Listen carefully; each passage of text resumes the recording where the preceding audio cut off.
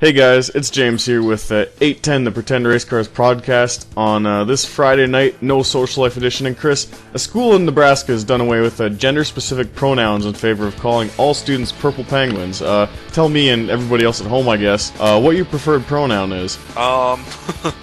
Male, because that's what I am. So you're not one of those gender-fluid, non-binary, trans, queer, pop-darkin people? No, just a man. Alright, I guess we can leave it at that. But anyway, it's Friday night, we got nothing better to do, so I guess we should get right into it. Chris, our first topic of the day for the 810 podcast here.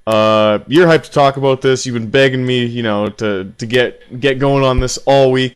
You are now the proud owner of a Thrustmaster T300. Tell us the story of how you got to that point. Well, I wouldn't say begging. I was more afraid of saying something in a public space because we've known what Fanatec has done in the past. When you've bashed them before you've gotten your refund, it basically becomes a nightmare. But the reason that I ended up with the T300 is mostly because it was becoming a nightmare to deal with them in the first place. Back in September of 2014, I ordered a V2 Club Sport wheel, and the hook, line, and sinker for me was that they promised that there would be small batches. It seems like they completely missed the mark with that, because after 4 days of having the wheel, it developed a loud clunk whenever you turned it to the left or returned to center from the left. I just decided, it was probably a little bit quick, but I've had history with having broken products from Fanatec, so I just decided, you know what, that's enough. I just wanted all my money back for it, the table clamp, and the universal hub that I put a Momo Mod 88 on. And this kind of goes against, I saw on Reddit, just before we started recording, someone actually praising Fanatec's customer support service. What do you think about that? Well, there is a bit of a language barrier, and there is a bit of a time of day difference. I totally get that. If you send them something at 12 o'clock in the afternoon, they're not going to see it until the next morning because it's already past business hours in Germany, which is fine. I get it. I don't have a problem with that. But at this point, they should have somebody in the United States to deal with the United States orders. I think it's been long overdue for that. Basically, as soon as I said that I'm annoyed in my emails and I just want all my money back, it became a big runaround. The people dealing with 2 or 3 different people, nobody has their story straight. They're asking me for the serial numbers for the base and the hub for about a week, even though I kept sending it. And when you keep sending it to them after a week, their response is, "We haven't gotten it." It starts to seem like, somebody's just playing games, doesn't really want to give you your money back. So after about 7 days of sending the serial code back and forth, I finally got somebody to agree to give me my money back, and then you have to ship it out, and then you have to wait. Then the stories start with the universal hub. Oh, well, that wasn't broken, it was the base that was broken, so we can't give you all your money back for that. We have to take 15% off. So that kind of aggravating me, but thankfully PayPal did a little bit of work for me and got me my full amount back on the universal hub, which I would suggest to anybody having trouble with Fanatec is to just, talk to PayPal, do all your transactions through them. It doesn't get any safer than that, to be honest with you. How's the T300 treating you? Yeah, since we went a little bit long-winded on that, I would like to say that the V2 base, if it worked, would probably be fantastic.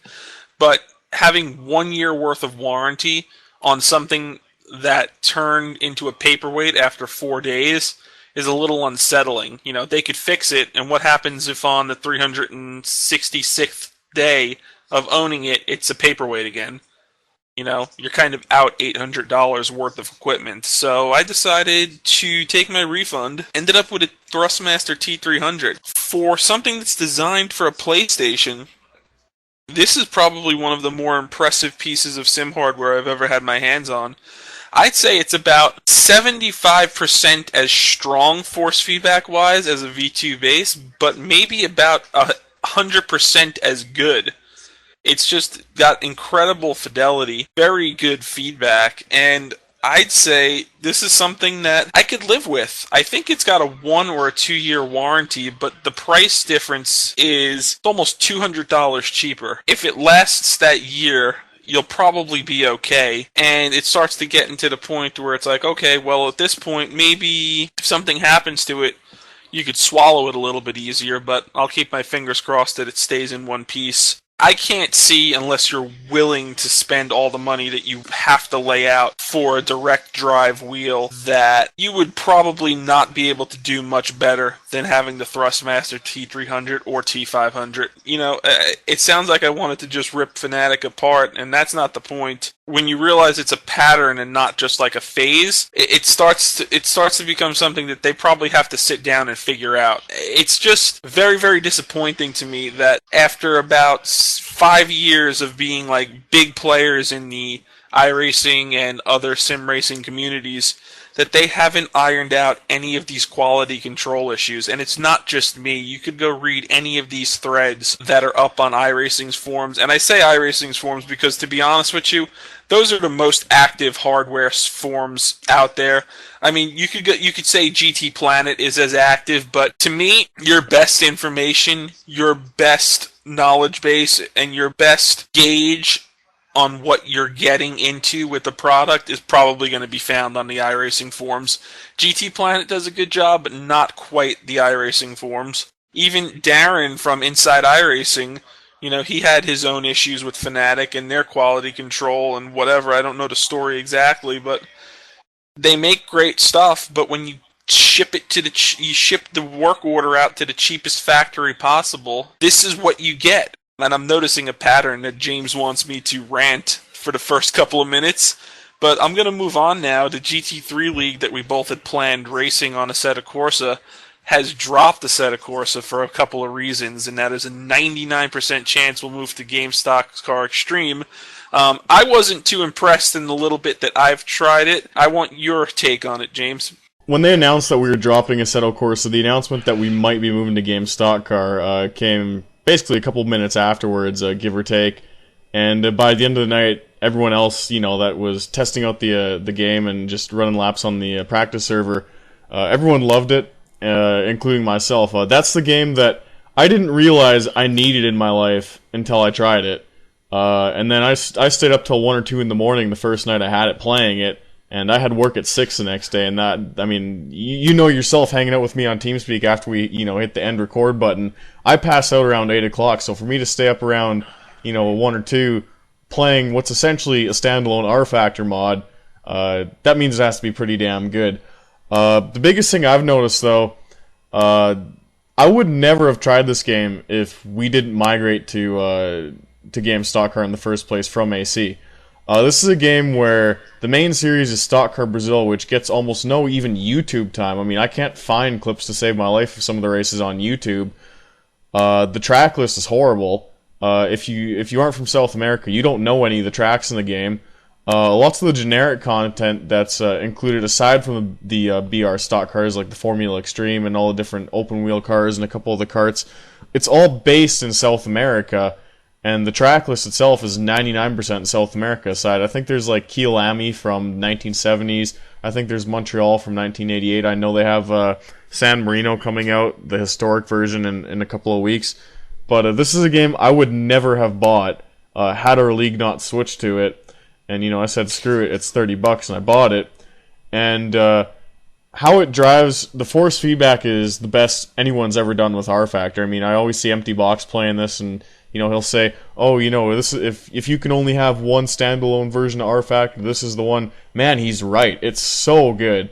The force feedback is almost, I mean, for me with my lousy DFGT, it feels about the same as AC. It feels far superior to any R-Factor mod. But I think the optimization is really what's the impressive part, and what they've done with the old school graphics engine. I mean, R-Factor looks terrible. Even with some of the best mods available for it, it is just an ugly looking game. Like, you can tell it's from 2005. Whatever Reza did with Game Stock Car Extreme, from either the render engine to some of the ambient smoke effects to the lighting, this doesn't look like a game from 2005. I mean, it certainly isn't, next generation, PS4, Xbox One stuff, but it looks good, and it's optimized too. I mean, we were doing pickup races for a couple days straight, and usually in R-Factor I have to turn my settings down just to kind of accommodate for the carnage that happens, all the crap that happens in your standard online race. And I had everything maxed, and it was a constant 60 frames a second. And like I said, the handling, It's definitely got some R Factor like remnants of an R Factor mod in there, but there's certain behavior with the tires. I don't want to use the tire model buzzword that I criticized yesterday, but the tires heat up and cool down rapidly, and every lap, you end up driving a bit different, and which is huge because in R Factor you just kind of, for our old league, you jump in the car and run laps, and the tires would just slowly heat up, and you'd start seeing quicker lap times throughout the middle of a run. But now it's very dynamic. Like it reminds me of go-karting, where almost every other lap you're monitoring your tires and you can tell when the car, you've heated up the tires too much, or where the tires have cooled down and you can push a bit harder. Like, for what they've done on such an ancient engine is just really impressive. And I think the biggest thing is, if I wouldn't been forced to migrate here, I would have never tried this game. Well, I mean, I would like to have an opinion on it that would be constructive, but I couldn't get my wheel set up on it for the life of me. And to me, the little bit of force feedback I did manage to get out of it, it felt like R Factor to me. I mean, it's not bad, but it wasn't great. I mean, it's just, the whole thing is R Factor, and for better or worse, I mean, I don't know. I mean, I'm going to definitely try to get my, set up to where I could use it comfortably, but as of right now, nothing that I could say that jumped out at me as being something that I would, enjoy, but I will definitely try to keep an open mind. Well, I remember you said last night to me when we were just BSing about it, you said if you had to pay money for this, you'd be severely disappointed, or something to that effect. I mean, that was probably just peak frustration. I would be disappointed if in the end I couldn't get it to be, completely set up, but as of right now, not that happy. Well, with that, we'll move on to our next topic. And Chris, yesterday we posted our very first fan submission because we're doing those now. Apparently we have enough readers for it. You've had a chance to read it, and I guess it really boils down to what do you think of the whole P-Cars drama? So where do you stand on this thing? I mean, how do you feel about the way SMS has handled this? I know I've talked about it in previous podcasts and stuff, but we've never really got your opinion on it yet. Well, my opinion is that I've had the game probably since the early days, one of the junior memberships, and probably totaled about 45 minutes on it. Whether it was from it just not working at whatever stage it was in, or it working and just not being interesting, to continuing to just be okay. I mean, to me, it feels no better or worse than early, kind of not so good iRacing tire model, which isn't bad, but isn't good. It is what it is. I think part of the fan mail we got in, the guy, he kind of referenced a lot of how SMS handled the situation. What do you think about how Slightly Mad has kind of gone about their whole policing of internal forums and sending P-Cars guys out to the different sites? Like, what do you think? Well, there's a mix of a few different things, and the first one to me is that if somebody was going out of their way to prove that something you do is kind of crappy, which is kind of what there are several people doing to them, you'd be mad if this was your work, this is what you're putting your heart and soul into. But at the same time, one of the big things that gets lost in video games as a whole is that criticism should be constructive and not always seen as just some sort of access for basically trolls to get in and annoy fanboys. And fanboys doesn't necessarily mean a bad thing, and being a troll doesn't necessarily mean it's bad either, because a lot of people who just have an opinion get branded as a troll by people who have these blinders on and they can't see that there's anything wrong with what they perceive as perfect. Now, what SMS is doing is completely, I guess we could just sum it up very shortly, it's completely against what their whole idea of P-Cars is, which is community-assisted racing sim. And if you're not going to let the community have an opinion, what was the point? Wasn't that the point? I mean, I don't know. Maybe they would like to tell us. Well, even beyond that, I mean, we get comments all the time on the site, telling us to go screw ourselves and that we're making a bunch of comments that are taken out of context or we're just a hate blog. How do you get to that point? Like you said, it's like the blinders are on. How do you get to that point? It's because, it's like I said, it's a combination of a few different things. Nobody wants to admit that what they perceive as perfect as somehow not being perfect. And at the same time, if someone was ripping apart your work, what you're working on at that current time in your life, hell, it might be his life's work if it works out the right way. People just don't want people to rip apart their work, what they think they're doing correctly. Now, like I said, in this situation, to me, what was the whole point of PCARs? Community-assisted race sim. The point was for us to have a say.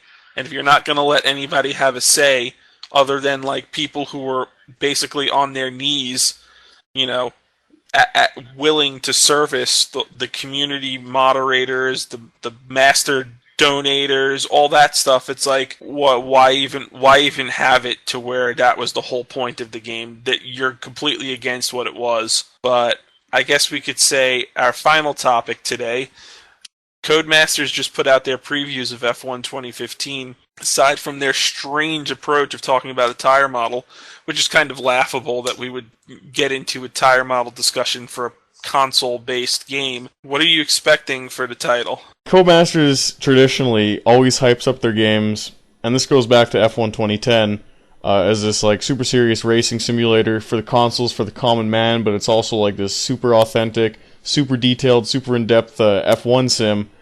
And then we get the game in our hands, and it's just kind of like a mix of arcade and sim, and it's not a bad thing. It's kind of like a dirt game or, you know, a grid game, but with open wheel cars, and it's got the official F1 license.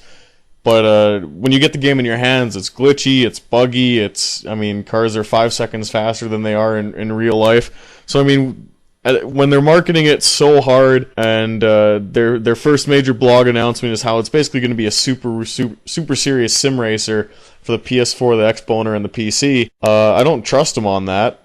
I can give you 4 examples as to why I don't trust them on that. They're called F1 2010, F1 2011, F1 2012, and F1 2013. Actually, I can give you 5 because of F1 2014. But regardless, so my hopes aren't high. Just based off that, because these guys make promises that they can't keep. It even goes back to the Dirt series, that Dirt 3 would be a return to rallying, and then we have all this Gymkhana stuff. And it's like, okay, y'all told us Rally was coming back, why are we doing like donuts in some parking lot smashing gates? Like, this isn't a return to rallying. And especially with like F1 2010 and 2011, we had promises that, oh yeah, you know, authentic flag rules, you know, tire wear, marbles, blistering, stuff that you typically see in R Factor 2. And then we get the game and it's like, okay, this is kind of like just an arcade game. Like, it's not full super simulation. It still takes talent to get the car around the track, but it's nowhere near the level of detail that they promised. And it's just kind of meh in the end. I enjoyed 2011, you know, with the co-op campaign with my buddy. Had a lot of fun with it. But now that we're on a new console and Cody's pushing a new engine, and this is going to be their flagship game, for one, I'm happy that they got, you know, the early bugs out, because it was announced they wouldn't even have 2015 cars, and now, oh, we're going to have 2 complete seasons right at launch, so they got whatever issues they had internally worked out within the past month. But as a game, I don't really expect them to deliver on it. To me, console games, console racers, Codemasters, the bar isn't really set too high. But I'm not willing to say that if they update their tire model and add more realism to it, that it couldn't be good. Why wouldn't there be a hope? Basically. Well, how do you know that's not marketing hype given their track record on this? That's a big thing that they'll have to overcome. The doubters will, like you and I, will basically say that, you know, it's all hype. So it's, like I said, it's really on them. It's all on them to prove us wrong. And any improvement could be a big improvement with the state of a basically arcade game. Well, I guess on that note, we'll end it here for the Friday night No Social Life version of Pretend Race Cars. Episode 3, I think we're on now. That's Chris, I'm James, and we'll see you next time.